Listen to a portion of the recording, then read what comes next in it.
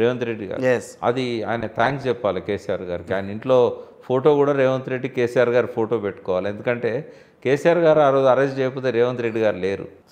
రాజకీయంగా పైకి తీసుకొచ్చింది కూడా కేసీఆర్ అని అంటారు. అది ఆయనకు టర్నింగ్ పాయింట్ అయింది. Turning point. ఓకే, ఇంకా ఆంధ్రప్రదేశ్ గురించి కొన్ని పాయింట్లు ఇంకేమన్నా చెప్పగలరా? ఒకటి ఏంటంటే ఆయన వాలంటరీ సిస్టమ్ పెట్టాడు, బట్ మంచిదే అది. కానీ ప్రజలకును ఆ వాలంటీర్స్ మధ్యలో ఈయన కోరుకున్నట్టు ఆ అనుబంధం డెవలప్ కాలే అనుకున్నాడు. ఎందుకంటే ఇంటింటికి పంపిస్తున్నాను, వాళ్ళే నాకు ఓట్ బ్యాంక్స్ దాని కోఆర్డినేషన్ చేస్తారు. సక్సెస్ఫుల్ కాదని అంటారా? మోడల్ సక్సెస్ఫుల్లే కానీ అక్కడ ఇంప్లిమెంటేషన్ సక్సెస్ఫుల్గా జరగలేదు. రెండవది బలహీన వర్గాలకు 40-50 కదా కార్పొరేషన్లు ఇచ్చాడు, కానీ నిధులు అనుకున్నంత నిధులు ఇవ్వలేదు. ఓకే, అది కూడా ఒక విమర్శ వచ్చింది. తర్వాత అమరావతి విషయంలో ఆయన చేసింది పెద్ద బ్లండర్. ఆయన ఒకవేళ అమరావతి వద్దనుకుంటే ఆయన క్యాపిటల్ బిల్డ్ చేసి చూపెట్టాలి వైజాగ్లో. మాటలతో కాలయాపన జరిగింది కానీ పనులు జరగలేదు. చంద్రబాబు నాయుడు ఏ కారణంతోనైతే ప్రజలు ఓడించారో అదే జగన్ కూడా అదే తప్పు చేశాడు. ఎందుకంటే ఈయన 5 ఏళ్ల పాలనలో ఈయన పోలవరాన్ని కంప్లీట్ చేయలేకపోయాడు, ఆయన 5 ఏళ్ల కాలంలో ఆయన పూర్తి చేయలేకపోయాడు. ఈ క్యాపిటల్ నిర్మాణంలో ఇద్దరు వైఫల్యం చెందారు. ఈ రెండు కూడా కొంత జగన్కి మచ్చ తెచ్చాయి. తర్వాత మనం అనుకుంటాం కానీ ఆంధ్ర ప్రజలు చాలా నీళ్ల పట్ల చాలా అవగాహన ఉన్నవాళ్ళు. రాయలసీమ ఎత్తిపోతుల పథకం వల్ల తెలంగాణకు నష్టమైందని మేము వాయిస్ విప్పాం, కానీ ఎంత నష్టం అవుతుందో కోస్తా ప్రజలు గమనించారు. అసలు నాగార్జున సార్ కుడికాలోకి నీళ్ళే పోవు, మరి నష్టపోయేది గుంటూరు జిల్లా అంతే, కృష్ణా గుంటూరు జిల్లాలే కదా.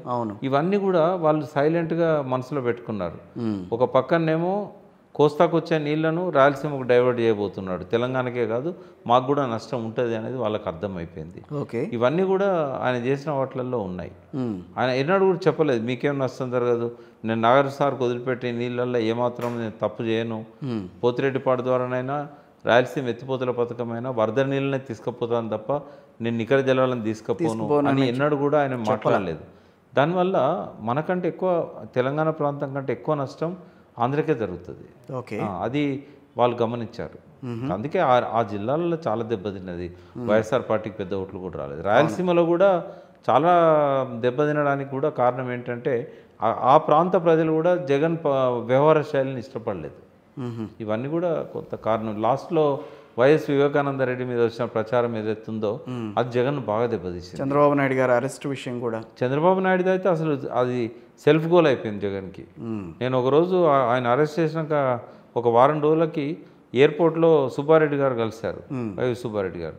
ఇదేంటండి మీరు పోయి మీ కొమ్మని మీరు నరుక్కుంటున్నారు, పడుకున్నోని లేపుతున్నారు, ఎందుకు మీకు అవసరం వచ్చింది, ఆయన అరెస్ట్ చేయడం వల్ల మీరు ఆయన గ్రాఫ్ పెంచుతున్నారు, మాలాంటి వాళ్ళకు కూడా చంద్రబాబు పట్ల ఒక జాలి అనేది వచ్చింది, మీరు వెంటనే ఆయనను రిలీజ్ చేయండి, ఏమాత్రం మీరు ఆలస్యం చేసినా కూడా రోజు రోజుకి అది ముదిరిపోతుంది, ఇది మీ ప్రభుత్వాన్ని కూలగొడుతుందని కూడా చెప్పాను నేను చాలా కాలం క్రితం. ఆయన అరెస్ట్ అయిన 3వ రోజే.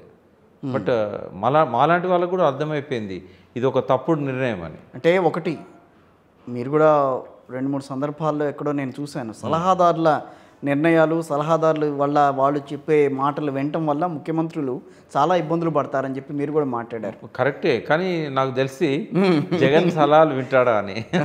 జగన్ సలహాలు వింటాడా? ఎందుకు వినరు? ఇక్కడ మరి కేసీఆర్ గారు సలహాలు వినలేదా? నాకు తెలుసు కేసీఆర్ సలహాలు వినరా.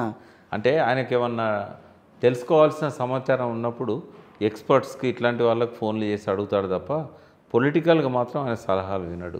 మనం అనుకుంటాం ఆయన చుట్టూ ఉన్న వాళ్ళు ఆయన చెడగొడుతున్నారని, కానీ కేసీఆర్ గురించి బాగా క్లోజ్గా గమనించిన వ్యక్తిగా ఆయన ఎవరి సలహాలు వినడు. సలహాదారులను గౌరవించుకోవడానికి పెడతాడే తప్ప నిజంగా వాళ్ళతో ఆయనకి ఏం పెద్ద పని లేదు. అక్కడ అదే జరుగుండొచ్చు అయితే నేను అనుకోవటం. అక్కడ కూడా అంతే. అక్కడ కూడా సుబ్బారెడ్డి గారు ఫీల్ అయ్యారు నేను చెప్పినప్పుడు, బట్ ఆయన మరి చెప్పాడో లేదో తెలియదు. ఇంకోటి ఏంటంటే కేసీఆర్కైనా జగన్కైనా ఎవరైనా సలహా ఇవ్వడానికి సాహసం చేస్తారా? అదేంటి చేయరా? ఎందుకని అంత వాళ్ళ నేచర్ అది. వాళ్ళిద్దరి పద్ధతి ప్రవర్తన కూడా అట్లాగే ఉంటుంది. ఏంటి అంత కీన్గా మీరు అబ్జర్వ్ చేసినవి ఏంటి ఆ విషయాల్లో? అంటే ఒకటి ఒక రూమ్లో ఉండి ఇద్దరే మాట్లాడుకున్నప్పుడు ఏమన్నా సలహాలు ఇస్తే వింటారేమో, కానీ నలుగురు మధ్య సలహా ఇస్తే అది మంచి సలహా అయినా కూడా యాక్సెప్ట్ చేయరా? అసలు వాళ్ళు దాన్ని రిటాలియేట్ చేస్తారు. అందరి ముందు సలహా ఇస్తే నాయకుని యొక్క స్థాయి తగ్గుతుంది. నాయకునికి సలహా ఇచ్చి ఎదగాలనుకుంటారు అనేది వాళ్ళ మనసులో ఉండిపోతుంది. నేను వీళ్ళ సలహా విన్నట్టయితే వీళ్ళు నాకంటే ఎదిగిపోతారు. కాబట్టి అది మంచి సలహా అయినా కూడా అందరి ముందు ఇస్తే దాన్ని రిటాలియేట్ చేస్తాను. మీరు ఎప్పుడన్నా సలహా ఇచ్చారా కేసీఆర్ గారికి? మొదట్లో ఇచ్చాను, బట్ ఆయన ఎప్పుడైతే నాకు చెప్పాడో 1-on-1 కూర్చున్నప్పుడు చెప్పండి, అందరి ముందు మనం అట్లా నేను ఒకవేళ తప్పు మాట్లాడినా కూడా మీరు వెంటనే నన్ను సరి చేసే ప్రయత్నం చేయొద్దు, బికాజ్ ఐఎమ్ ఏ లీడర్. కాబట్టి తప్పు చేయనియండి, తర్వాత రూమ్లోకి వచ్చాక మీరు అట్లా మాట్లాడి ఉండాల్సింది కాదు, దానిలో ఈ ప్రాబ్లం ఉందని. ఈ అహంకార ధోరణి, అణిచివేత ధోరణి ఇద్దరు నేతలకి ఉన్నాయని మాట్లాడుతుంటారు కదా, నిజంగా అలాంటివి ఉన్నాయా? ఆ సీట్లో ఎవరు కూర్చున్నా అది వస్తుంది. ఆ సీటుకున్న ప్రత్యేకత అది. అంతేనా? ఆ సీటుకి అది ఉంటుంది.